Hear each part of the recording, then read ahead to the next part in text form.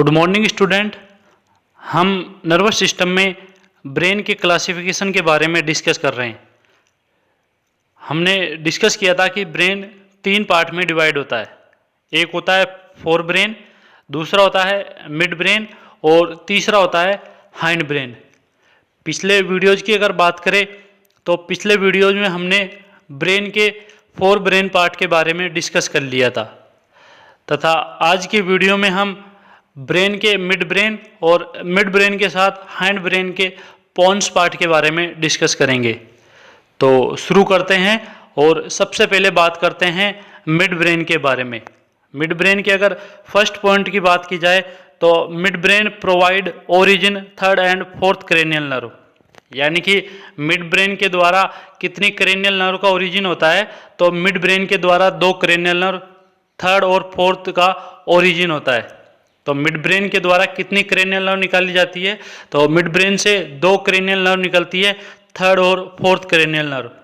अगर third cranial nerve की बात करें तो थर्ड क्रेनियल नर्व जो कि ओक्यूलोमोटर होती है और फोर्थ क्रेनियल नर्व ट्रोक्युलर नर्व होती है। तो ओक्यूलोमोटर और जो ट्रोक्युलर नर्व है वो कहाँ से निकलती है, वो मिड ब्रेन से निकलती है। दूसरे पॉइंट की अगर बात करें तो it is also known as mesencephalon, यानी कि मिड ब्रेन को मीजेनसेफलोन के नाम से भी जाना जाता है। तो मिड ब्रेन को किस नाम से भी जाना जाता है, मिड ब्रेन को मीजेनसेफलोन के नाम से भी जाना जाता है। अगले पॉइंट की अगर बात करें इसकी सिचुएशन की, तो it is situated between the cerebrum and pons, यानी कि ये किस किस के बीच में सिचुएटेड होता है, ये सेरिब्रम और पोन्स के बीच में सिचुएटेड होता है। तो मिड ब्रेन सेरिब्रम और पोन्स के बीच में सिचुएटेड है, या फिर हम कह सकते हैं सेरिब्रम फोर ब्रेन का पार्ट होता है और पोन्स हाइंड ब्रेन का पार्ट होता है, यानी कि जो मिड ब्रेन है वो फोर ब्रेन और हाइंड ब्रेन के बीच में सिचुएटेड होता है।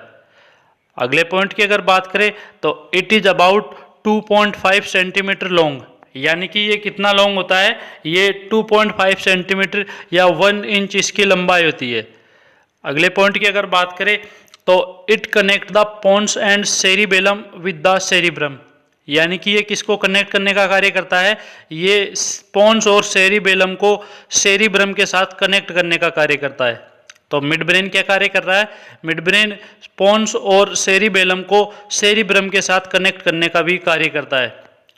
अगले पॉइंट की अगर बात करें तो running through the mid brain a hollow cerebral aqueduct pass which connect the third and fourth ventricles, यानी कि मिड ब्रेन के द्वारा एक होलो स्ट्रक्चर निकाली जाती है, या मिड ब्रेन से एक होलो स्ट्रक्चर निकलती है जिसका क्या नाम है, जिसका नाम है सेरिब्रल एक्वाडक्ट। और वो सेरिब्रल एक्वाडक्ट क्या कार्य करता है, वो थर्ड और फोर्थ वेंट्रिकल्स को आपस में कनेक्ट करने का कार्य करता है।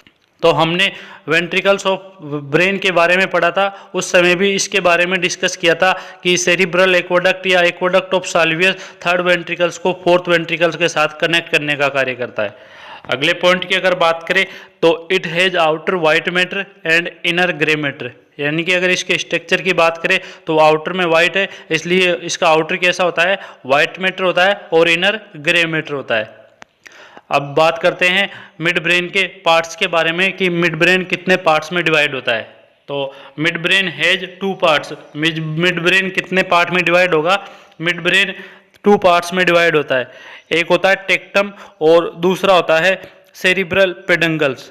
तो मिड ब्रेन कितने पार्ट्स में डिवाइड है, मिड ब्रेन 2 पार्ट्स में डिवाइड है। कौन कौन से में, एक होता है टेक्टम और एक दूसरा होता है सेरिब्रल पेडंगल्स। तो सबसे पहले हम बात करते हैं टेक्टम के बारे में कि टेक्टम क्या होता है।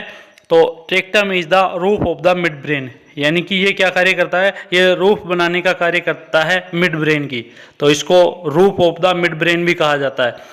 And it consist of the 2 parts, और ये कितने पार्ट्स में डिवाइड होता है, ये फिर से 2 पार्ट्स में डिवाइड होता है। कौन कौन से में, एक होता है सुपीरियर कोलिकुलस और दूसरा होता है इन्फीरियर कोलिकुलस। तो टेक्टम पार्ट कितने उसमें डिवाइड होता है, टेक्टम पार्ट्स 2 पार्ट्स में या 2 स्ट्रक्चर में डिवाइड होता है। एक होता है सुपीरियर कोलिकुलस और दूसरा होता है इन्फीरियर कोलिकुलस। अब सबसे पहले बात करते हैं हम सुपीरियर कोलिकुलस के बारे में कि ये क्या कार्य करता है। तो these are reflex centre that help to regulate the focusing mechanism in the eyes and adjust the size of pupil in response to certain visual stimuli.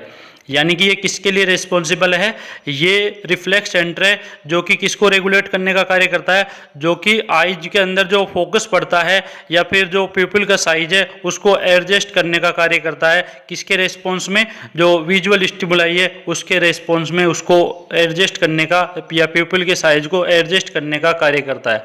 तो ये तो बात हुई सुपीरियर कोलिकुलस के बारे में। अब बात करते हैं इन्फीरियर कोलिकुलस के बारे में। तो इन्फीरियर कोलिकुलस किसके लिए रिस्पॉन्सिबल होता है, तो it is responsible for hearing.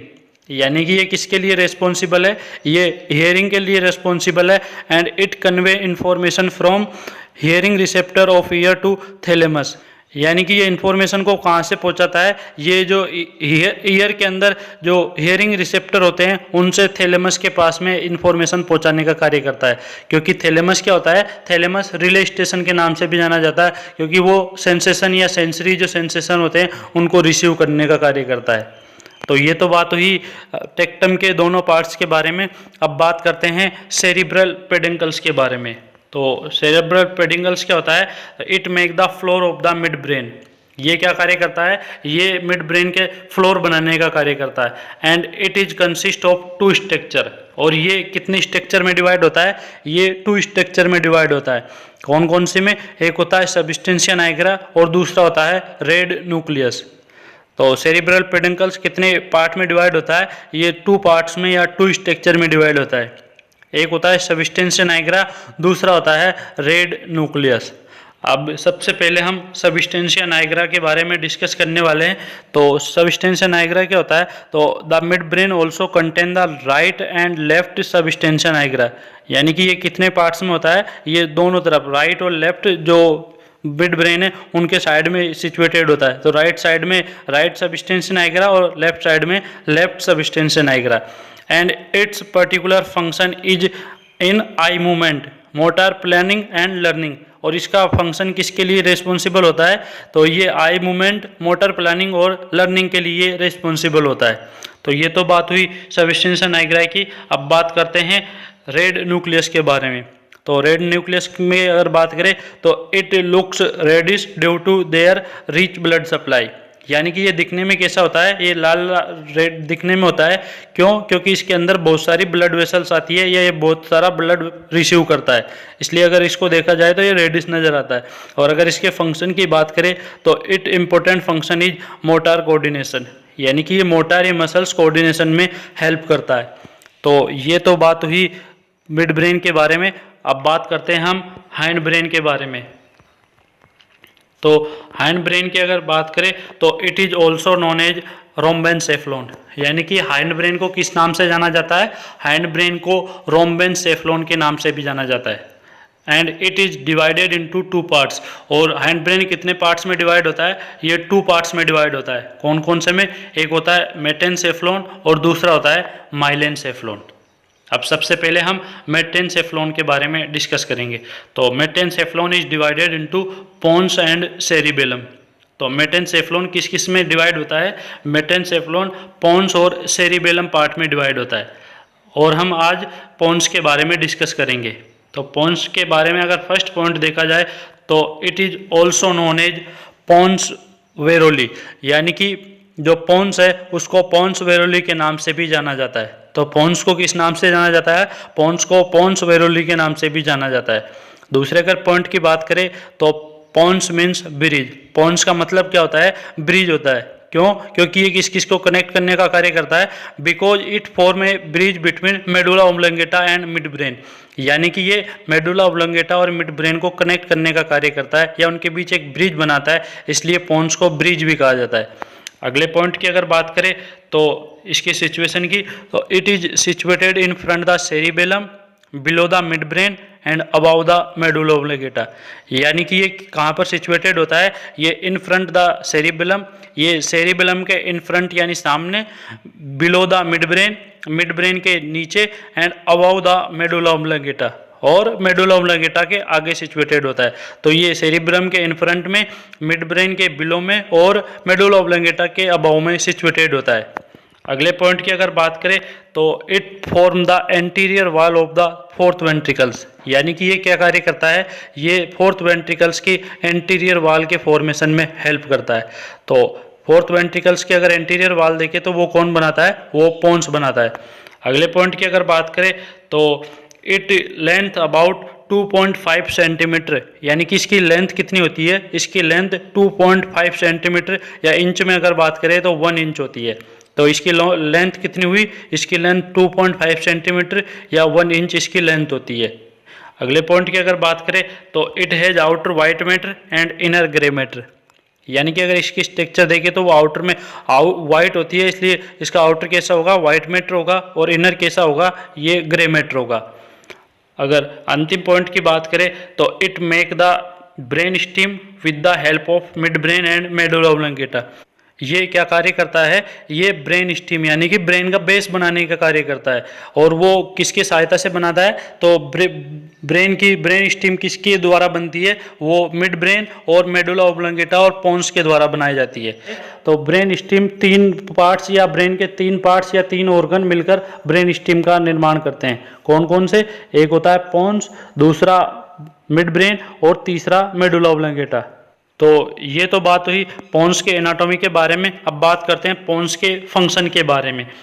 अगर पोन्स के फंक्शन के फर्स्ट पॉइंट की बात करें तो pons provide origin to fourth cranial nerve that is 5th, 6th, 7th और 8th, यानी कि पोन्स के द्वारा कितनी क्रेनियल नर्व का ओरिजिन होता है, पोन्स के द्वारा 4 क्रेनियल नर्व का ओरिजिन होता है। कौन कौन से नंबर वाली, 5वें, 6ठे, 7वें और 8वें वाली जो क्रेनियल नर्व है वो कहाँ से निकलती है, वो पोन्स से होकर निकलती है।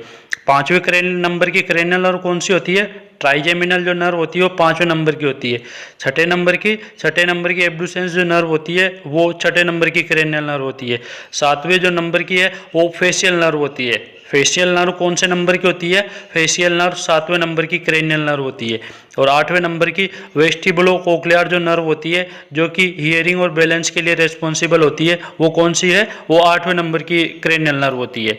तो इन चारों क्रेनियल नर्व का ओरिजिन कहाँ से होता है, इनका ओरिजिन पोन्स से होता है। दूसरे अगर फंक्शन की बात करें तो it has 2 accessory respiratory centre, यानी कि असेसरी का मतलब क्या होता है, सहायता करने वाले। तो रेस्पिरेटरी जो सेंटर जो कहाँ पर सिचुएटेड होता है, जो कि मेडुला ऑब्लोंगेटा में सिचुएटेड है, तो उस रेस्पिरेटरी सेंटर की हेल्प कौन करता है, वो पोन्स करता है। तो पोन्स के अंदर मौजूद 2 सेंटर जो कि असेसरी के लिए या सहायता के लिए रिस्पॉन्सिबल होते हैं, किसके, रेस्पिरेटरी सेंटर की।